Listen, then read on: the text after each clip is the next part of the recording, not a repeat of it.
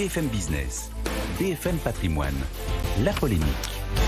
Nicolas Dose, bonjour. Bonjour. Choose France, saison 6. Emmanuel Macron réunit à nouveau à Versailles des investisseurs du monde entier. L'objectif, attirer les milliards chez nous pour réindustrialiser le pays. C'est exactement ça, c'est la saison 6.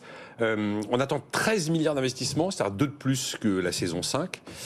Au terme de 28 annonces. Il faut reconnaître que ce qui est assez frappant, c'est que là, on réussit, c'est déjà un carton en termes de places réservées, j'ai envie de dire.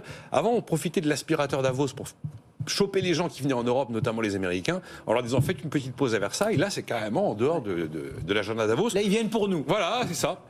Il faut reconnaître qu'en VRP de la marque France, Emmanuel Macron se débrouille plutôt bien. Alors là, il y a la fameuse usine de batterie dont on a parlé à Dunkerque, mais on aura une deuxième usine de batterie qui va être annoncée, c'est un gros investissement.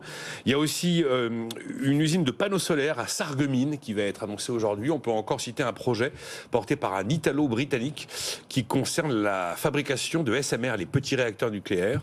Un gros projet à 3 milliards d'euros d'ici à 2030. Voilà quelques exemples de ce qui va être annoncé aujourd'hui dans cette opération qui est une opération marketing-communication. Vous imaginez bien qu'on ne va pas négocier depuis ce matin les contrats pour pouvoir les annoncer à la mi-journée ou à la fin de la journée. Tout ça est complètement ficelé, bien évidemment. Est-ce qu'on peut dire que le pari de la réindustrialisation est en passe d'être gagné ? Alors, affirmer ça comme ça, c'est très compliqué. Ça signifierait déjà qu'au départ, on s'était fixé un point d'arrivée très bien identifié et qu'on l'aurait atteint ou pas atteint. Ce qui n'est pas dans ces termes-là que les choses ont été faites. Non, ce qu'on peut dire, c'est que probablement la spirale du déclin est en partie enrayée. Maintenant, depuis quelques années, on ouvre plus d'usines que l'on enferme. On n'est plus en destruction nette d'emplois industriels, on est en création nette d'emplois industriels. Et puis en plus, voir l'effet d'une usine, je ne sais pas, à 3 ou 4 milliards qui est annoncée dans un bassin d'emploi. L'usine en elle-même ne va pas être un énorme vivier d'emploi parce qu'elle ne peut exister dans un pays développé comme le nôtre que hyper automatisé, robotisé. Mais par contre, elle va faire vivre tout un écosystème d'entreprises par les services qui vont graviter autour d'elle, tout ce qui est logistique, informatique, tout ce qui est entretien. Et donc, on peut dire que probablement on a réussi à maîtriser la désindustrialisation. Maintenant, dire que la réindustrialisation est aboutie, ce serait aller un peu vite. Quand on regarde les chiffres objectivement, poids de l'industrie dans le PIB, ça ne progresse pas de manière extraordinaire. Poids des emplois industriels, on n'a pas non plus des courbes de dingue. Et puis quand vous regardez la réalité du commerce extérieur, plutôt du déficit du commerce extérieur, bon certes, le gros de la facture vient de l'énergie, mais enfin là, on est quand même sur des niveaux qu'on n'avait jamais connus. Donc les chiffres macro ne sont pas là pour vous dire « Ah, c'est extraordinaire quel retour de l'industrie massif ». Qu'est-ce qui explique ce rebond de l'attractivité française ? C'est clairement 10 ans de politique de l'offre. Et je dis bien 10 ans, tout commence sous François Hollande. Il va faire le crédit d'impôt compétitivité emploi. Il va y avoir ensuite la création de BPI, qui objectivement a été une réussite et a participé quand même à cette dynamique. Puis il y a la première loi travail, la loi El Khomri, c'est sous François Hollande.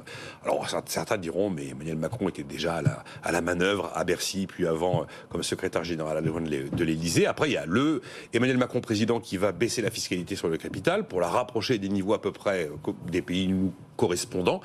Il y aura la suite, la voiture balai, j'ai envie de dire, de la loi El Khomri avec la loi Pénicaud qui se terminera par des ordonnances. Et puis la baisse de l'impôt sur les sociétés.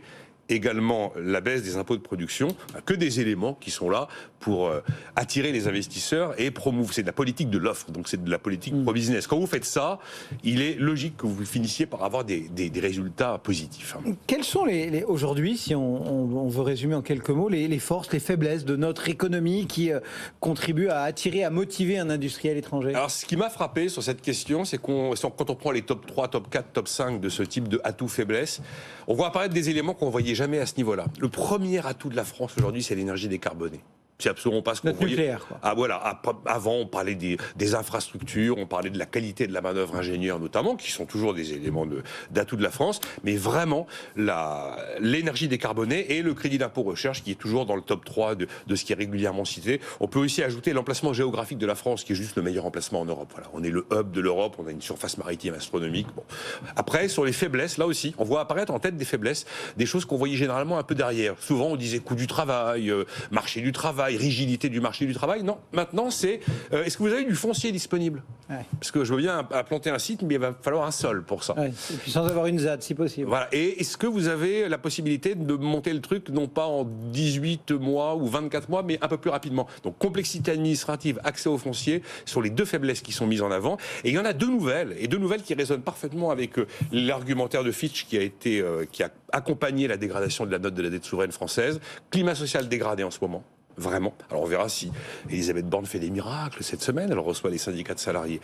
Et puis, une forme de paralysie politique, avec une absence patente quand même de majorité au Parlement, ce qui fait que ces deux éléments-là sont mis parmi les faiblesses de la France aujourd'hui, des choses que l'on voyait moins par le passé. Comme quoi, atouts et faiblesses peuvent évoluer quand on pose la question à ceux qui viennent investir chez nous.